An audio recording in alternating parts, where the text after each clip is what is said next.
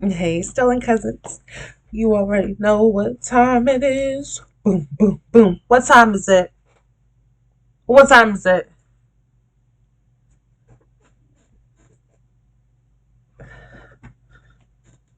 Yeah. Still, I was about to say Stolen Horror Stories. Horror Stories Animated.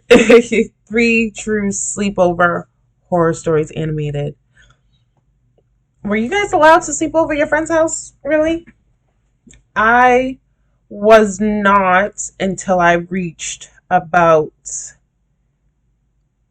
middle school. So, like 13, 12. Yeah. Other than that, people were more or less like allowed over my house and X, Y, and Z. But yeah, sleepovers were at my house. And then middle school, it was like, you could sleep over your friend's house. I didn't really have a lot of friends. And my mom knew all of my friends and everything like that. So that was like the only way I was getting to a sleepover. Because anything can happen at a sleepover with kids. You have to be very careful with kids. So let's get on into it. I am our Scary Tales, our homeboys. Whoop-de-whoop-de-woo. Go on and go over to them. Subscribe to them. Comment and be like, whoop, whoop, whoop, we stolen family. But other than that, go on and like the video, comment, and you should already be subscribed because this is a family. We're a family. And a family supports each other. So and support's free. So like, come on now. Come on now. All the things. All the things. So let's get into it. Go on and grab your water, your drinks, your snacks, your blunts, your blankets. Yeah? And let's get into this. When I was in junior high, I met a girl named Sandra. Sandra joined our school in the middle of the term. She was an awfully quiet and shy girl. She used to sit in the last bench of the class, hiding her face behind notebooks. I kind of felt bad for her, so one day I decided to interact with her. I went to her table during lunch, as she was eating alone. I said in a polite voice, "Hi, I'm Riley. Can I join you?" She was stunned to see someone finally talking to her in school. She looked at me with her tired eyes and said, Sure. Go ahead and sit down." The more I talked to her, the more I realized she was just any other normal, cheerful girl. But she would sometimes get lost in her own thoughts. We eventually became friends, and we That's often hung out sweet. together in school. One day, Sandra came to our school with puffy, sleepless eyes. She was looking very sick, and I asked her. "Hey, are you okay?" I saw tears roll down her eyes. She didn't tell me what was wrong, Sandra. but she just said, "Things aren't very good at my house. I have to look after my mom, which is why I'm so tired." After I got home that day, I told my mom about Sandra. My mom Sandra. appreciated me being a friend to her in her difficult times. Later, I invited Sandra to my birthday party. It was more of a pool-themed birthday party with some of my other friends. That's Everyone nice. was having a good time, until a friend of mine named Matthew got up on our high pool platform to jump. As soon as he got up, he called for all of our attention. Suddenly, about to my get eyes went hurt? to Sandra, and I saw her face turning pale. The moment Matthew jumped in the pool, we all heard a loud screaming voice. Everyone turned to look, and we saw Sandra screaming and then fainting on the ground. My parents called her home phone, but What no one happened? picked up. After lying in bed for about 10 to 15 minutes, Sandra finally opened her eyes. She started to apologize for her unusual behavior, though we were only worried about her health in that moment. I told her it was absolutely fine, and then I asked how she was feeling, to which she replied. "I better go home. My mom must be worried." My father then replied. "Yeah, we tried to call your house, but no one picked up." Sandra looked at us with an even more embarrassing face and said, Maybe she's sleeping. I better go home now." I called out to her, "Wait for my dad and I. We'll drop you off."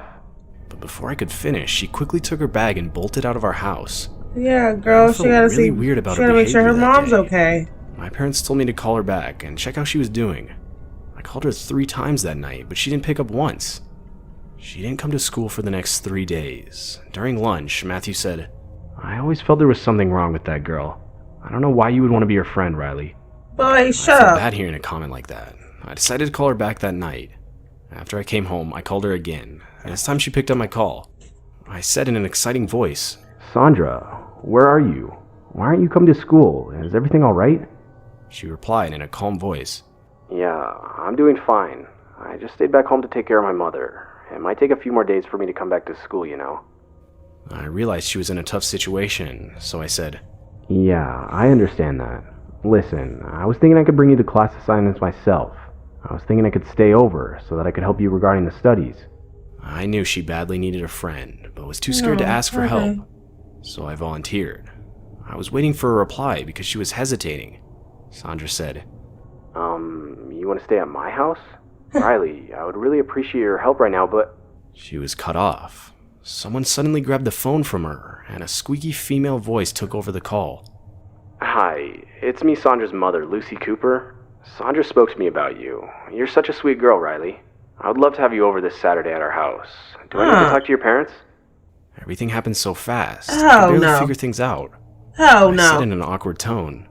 No, it's fine. I'll be there on Saturday, Mrs. Cooper. Thank you. She replied in the same squeaky voice. We'll be waiting for you, Riley. And disconnected the phone before I could speak to Sandra. Riley, girl! I told my mom that I had been invited to a sleepover at Sandra's house, and that she needed help with her homework and also a friend in a tough situation. Mom, you ain't gonna be Mom agreed to let me go, but she told me to take her cell phone. She was probably just worried about leaving her daughter completely alone with a sensitive little girl and her ill mother. My mom would have had to talk to her, Mom. I couldn't stop thinking about one thing. If Sandra's mother was so ill, how did she sound so fine over the phone? So fine. Anyways, I packed my bag on Saturday morning. My dad decided to drive me to Sandra's house. After driving for 20 minutes max, we reached in front of the tall apartment. No. My father honked the car horn twice, and I saw Sandra coming out of the gate. She smiled at me and greeted me. I smiled back at her, and then she turned towards my dad and said, Would you like to come upstairs, Mr. Miller? My dad smiled and replied, No thanks, Sandra. I have to leave for some important work. Bye, Riley, and be good. Take care, Sandra. My dad got into the car and drove away. Sandra showed me the way, and we started to go upstairs. She said, This is an old apartment, hence the elevator often gets out of order. There are some issues regarding maintenance.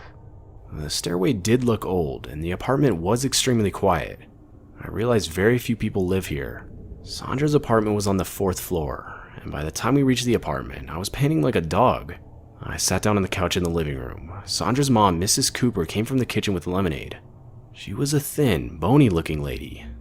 Even though her voice sounded lively over the phone, her face looked extremely pale.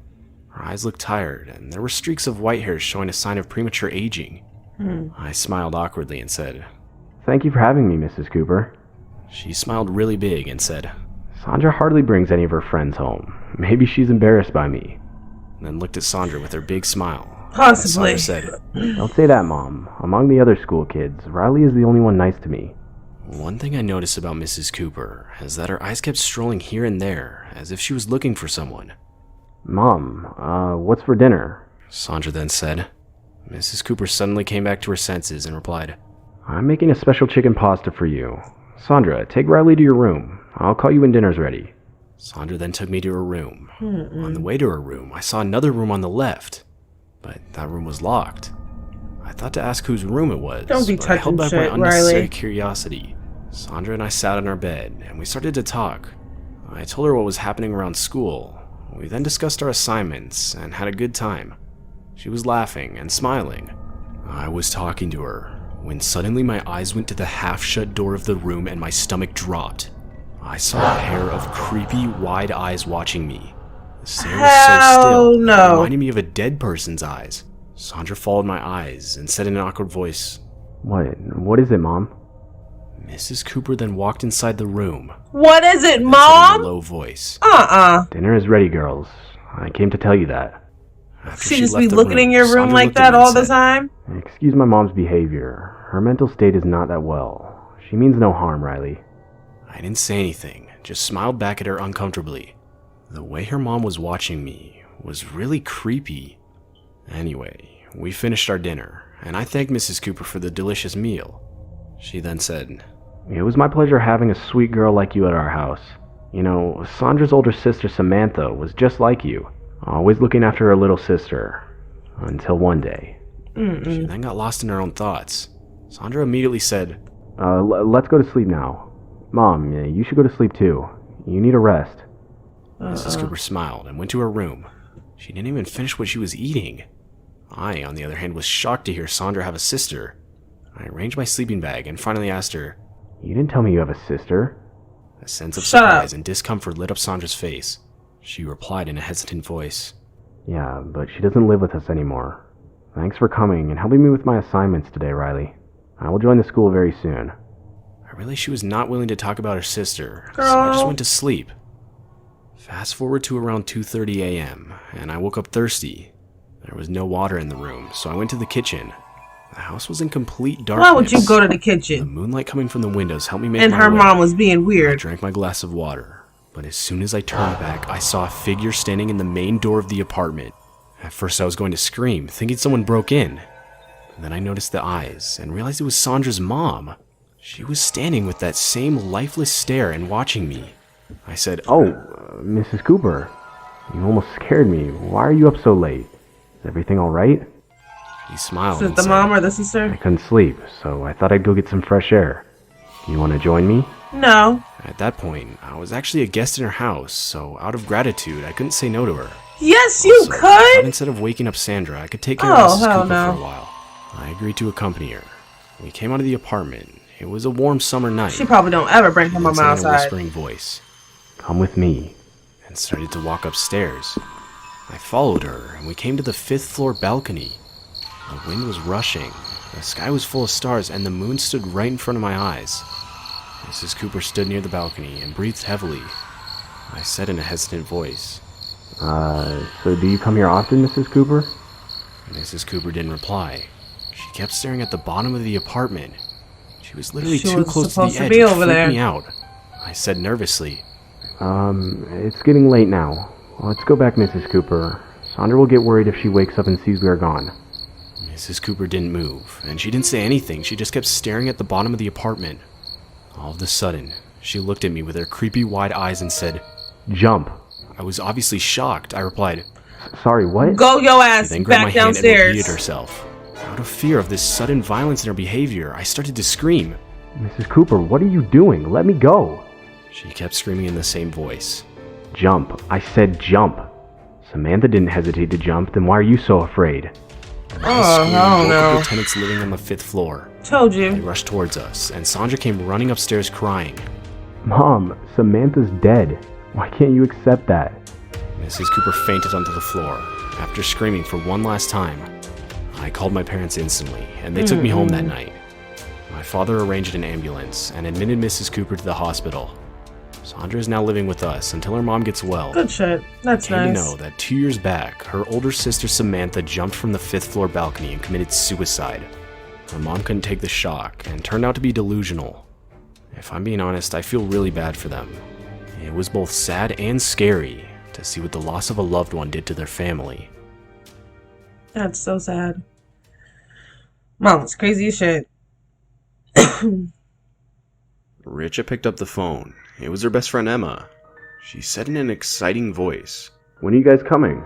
Emma replied from the other side. I just called Simi. I think we'll get there by 8. Richa was super excited. After all, they waited a long time for this sleepover. Her parents were out of town, hence she invited her 2 best friends to stay the night at her house. Richa even bought some beers and hid them under her bed last night. Upon hearing the girls were on their way, she took them out and put them in the freezer. They were gonna have some fun tonight. Richa started to arrange her bedroom. And after getting ready for their night party, Richa came to the living room and sat down on the couch. She waited for 10 or 15 minutes, and then finally the doorbell rang. As she opened the door, Simi and Emma saw her standing at the doorstep with joyful faces. Emma hugged Gang. Richa, and then she said, Let's get this party started. The girls went inside and locked the door. It was really cold that night, so they started the fireplace. The thought of being all by themselves I in an love a empty house gave them fireplace. all an adrenaline rush. They started to drink some beer and put on some music on the speaker. The party was going well, and all 3 of them started to feel a little drunk. Suddenly, Emma said, Do you guys believe in ghosts? to which Simi replied. What are you talking about? There's no such thing as ghosts. Richa nodded her head as if to agree, and Emma paused the music and sat near the fireplace. She What are kept you looking at doing? the fireplace for a few seconds and then said, There's a way we can summon a ghost, you know. But I don't know if you guys are brave enough to do that. and started to laugh mockingly. No. Both Simi and I'm Richa not. felt a bit insulted by Emma's joke. Richa said in a firm voice, Of course we were brave enough. Let's do this. Emma replied in a low voice, Have you heard of the ritual Bloody Mary? Richa and That's Simi not a looked at ghost, each that's other a demon. with a blank face. Simi then said, What's that? without taking her eyes from the burning flame of the woods inside the fire, Emma said in a spooky voice, Bloody Mary is an urban legend. People say, if you stand in front of a mirror with a candle in your hand and say Bloody Mary 3 times, you'll see this horrible looking woman in the mirror smiling at you. You guys want to try it? Richa got scared hearing the story, but she tried to put on a brave face in front of her friends. She didn't want them to think of her as a coward. Simi said, Yeah, let's do it. I'll go first, but I don't think anything's gonna happen. Emma got up and switched the light in the living room. There was a big mirror on the wall in the living room. Richa lit a candle and handed it to Simi. They were all a bit tense. The entire house was in the dark, with the only I light didn't coming make from the Emma candle go in first. Simi's It's hand. her idea. The chilly wind going outside made the ambience even scarier. Simi stood in front of the mirror while Richa and Emma stood right beside her. Emma said in a low voice, Now, say Bloody Mary 3 times if you dare. Simi looked in the big oval mirror. She could see her tensed face and the back of the living room area in the mirror reflection. She paused for a few seconds and then said in a low voice, Bloody Mary, Bloody Mary, Bloody Mary. As soon as she finished uttering those words, the big glass window in the living room banged open, making a loud noise. A gush of cold wind came from the room and put out the only light in the house, The candle. which was the candle in Simi's hand. And that's when they heard the spine-chilling scream of a woman. Emma rushed to the switch to turn on the lights. Richa was standing with her hands covering her face in fear. Simi was seen sobbing, sitting on the floor. Emma said in a panicked voice. You guys hear that? All of their faces turned pale. Girl, Richa shut responded up. in a terrified voice. Who was that? Who was that? Honestly, guys, is this a prank you're trying to pull on us? Simi got up and said, Did you guys see the mirror after I said her name? They all No. slowly peeked into the mirror, thinking they might see a woman's bloody face just as the legend says. But there was nothing. Nothing except the reflection. Emma laughed in relief and said, We might have just imagined the scream. I mean, this was just a story. Girl. Honestly, I was just trying to scare you guys. I knew this wasn't real. But before she could finish her words, Richa screamed in terror and Simi fainted on the floor.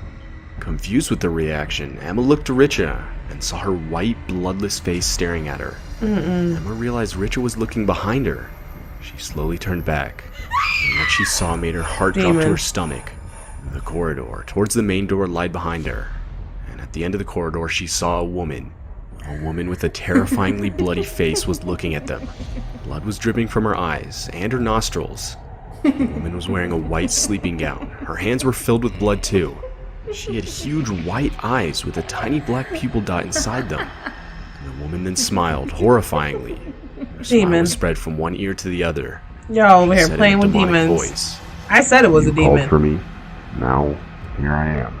I must take one of you. Who will it be? And started Emma? to laugh hysterically. Emma and Richa felt her laugh didn't even belong to this world. She was utter evil. I pick outside Emma. and inside. Who do y'all Both pick? screamed in fear and started to run upstairs. Richa ran to her room and Emma followed her. But as soon as they got inside, they locked the door. They heard a loud bang on the door, as if the woman was gonna break it down. Richa broke down in tears, sitting in the corner. Emma couldn't keep her mind straight, and out of fear, she jumped from her bedroom window to get out. The next morning, cops were flooding all over Richa's house, all while she sat with her parents and sobbed continuously. Simi was admitted into the hospital for being unconscious for over 24 hours. Emma hurt her back and broke her leg after jumping onto the hard ground. Oh. And to this day, none of them know if what they saw that night was the ghost of Bloody Mary or something just made up in their drunken imagination.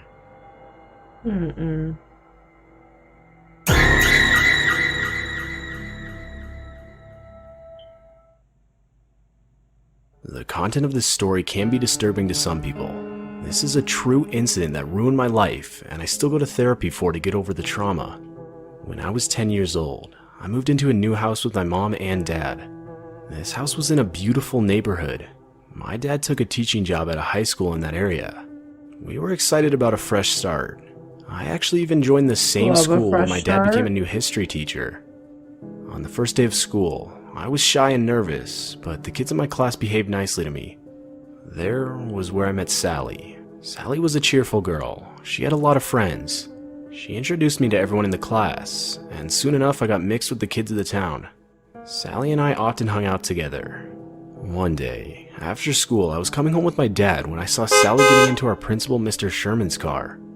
After asking my dad, I came to know Mr. Sherman was Sally's stepfather. Okay, I was I about to honestly say. felt pretty impressed that even after being the daughter of a principal, Sally was still so down to earth. Days passed, and our friendship grew stronger. We started to share secrets. And one day, Sally and I were walking down the school corridor when a boy named Rogan accidentally bumped into her. Rogan immediately got up and started to apologize, but just then Sally slapped him and started to scream. I was shocked. I didn't think she would react like that. The teachers ran towards us and took her away. Later that day, Sally and I got called to the principal's office. As we entered, we saw Mr. Sherman sitting on his recliner while Rogan sat opposite of him. I noticed Rogan's cheek. It was still red. Rogan's mom and my dad Slapped were the standing shit in out the of corner him. looking at us. Mr. Sherman stared at me and said, Julia, you were the only one who was standing close to both Sally and Rogan. Can you please tell me exactly what happened there? Before I could start speaking, Sally said in a screaming voice. He did it intentionally. Mr. Sherman scolded her in a loud voice, saying, You will not say a single word until you are asked to. Sit down and be quiet if you don't want to be suspended. You Sally about to sat lie down for your and little started to sob friend. silently. I said in a shaking voice, We were walking, and Rogan slipped accidentally, then bumped into Sally. But he was standing behind her, so there's no way she could have seen him coming. Rogan's mom spoke in a soft voice. Mr. Sherman, don't be so hard on your kid. It was just an accident. Sally has always been a really nice girl. Mr. Sherman looked at Sally and said in a cold voice, Apologies to Rogan, now. And if you ever react this way again, I will suspend you for a month. Sally apologized to Rogan, Suspended. then left the principal's room in tears. Rogan and I both Well, felt she bad did for slap her. him. Sally didn't talk to anyone for the entire day and left for home without even saying goodbye to me. I thought she got angry at me for not supporting her in the morning. After coming home, I even called her. Instead of Sally, her mom picked up the phone this time. Hello? Who is this?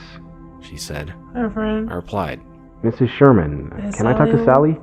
I'm her friend Julia. Mrs. Sherman replied in an awkward voice. I'm sorry, dear, but Sally's not in the mood to talk to anyone today. I'm sure she'll meet you tomorrow at school. At that point, I was sure Sally was angry with me, and we were never going to be friends again. Next day at school, I was standing on the corridor waiting for Sally, and I saw her coming with Mr. Sherman. Mr. Sherman came to me with her and said, Sally's lucky to have a friend like you. then smiled and left towards his office. Sally stood beside me and said, I'm sorry for that mess, Julia. I hope we can be friends again. a smile of joy lit my face. I went to go hug her, just when she took a few steps back. She awkwardly said, I have a cold. You better maintain distance for your good. and smiled. I noticed her the entire day, but not once did she cough or sneeze. Her behavior started to feel odd to me.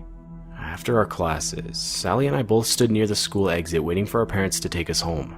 Sally was looking different that day. I could tell from her face that something was bothering her. What's going on with I Sally? asked in a worried voice. Sally, are you alright? Sally suddenly looked at me with wide eyes. She said hesitantly, Why? Why would you ask me that? I'm more than alright, Julia. I'm just tired. I replied. If anything is bothering you, you can tell me. Sally's face turned upset. I realized there was something she wasn't telling me. But before Sally could speak, I heard Mr. Sherman's voice behind me. Why don't you invite your friend over for a sleepover, Sally? She's such a caring and good friend to you. Sally uncomfortably smiled and said, Yeah, you should come someday for a sleepover. I have lots of toys, and we can have fun together.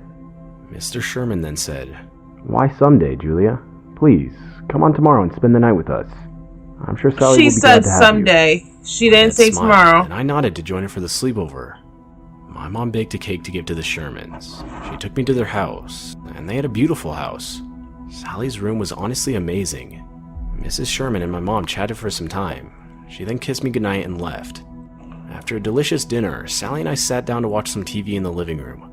One thing that felt unusual to me was that Sally's behavior turned robotic in front of Mr. Sherman. I could tell from her face she was always nervous around him.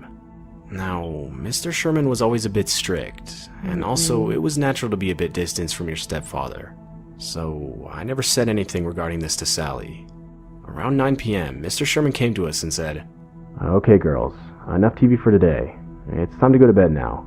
We went to Sally's room. I got inside and locked the door. But instantly, Mr. Sherman came rushing and started banging on the door. Open this door.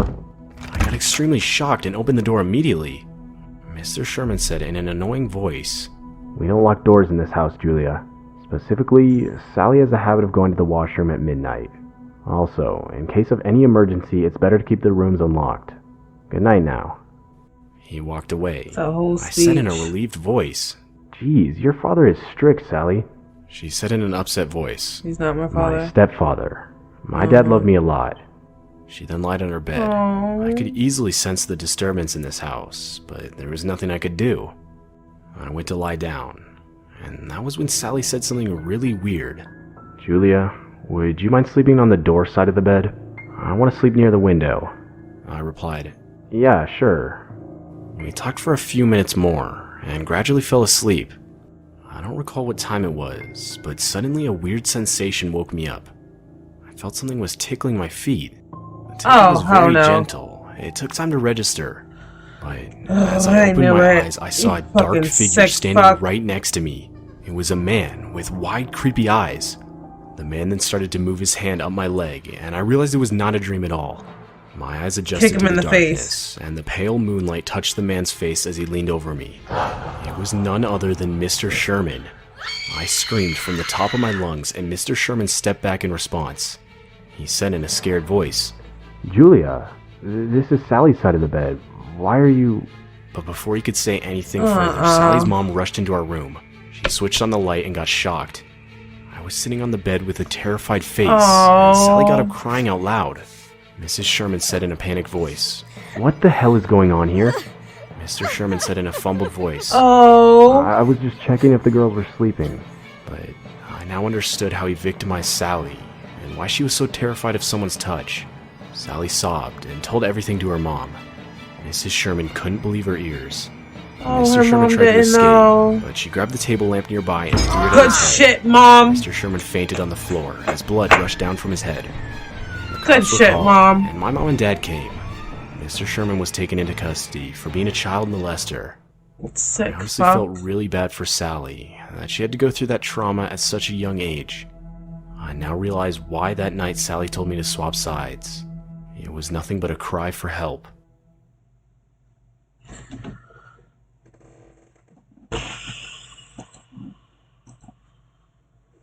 How do you feel about the swapping sides?